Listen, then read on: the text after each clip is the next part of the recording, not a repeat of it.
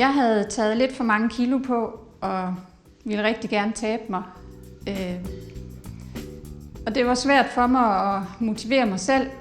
Så hørte jeg om sved og om bootcamp, og valgte, at det var det spark, jeg skulle have for at komme i gang. Og det var helt rigtigt for mig. Jeg blev straks topmotiveret. Vi træner på små hold, hvor vi er der med hinanden og for hinanden. Lotte er der for os, og hun motiverer os og giver os hjælp til at komme videre. Vi gør ting, som vi ikke tror, vi kan, men hun tror på det, og så gør vi det. Jeg havde aldrig troet, at jeg skulle ligge over i skoven og tage armbøjninger, når jeg var ude at løbe, og det gør jeg nu. Og jeg kan lide det.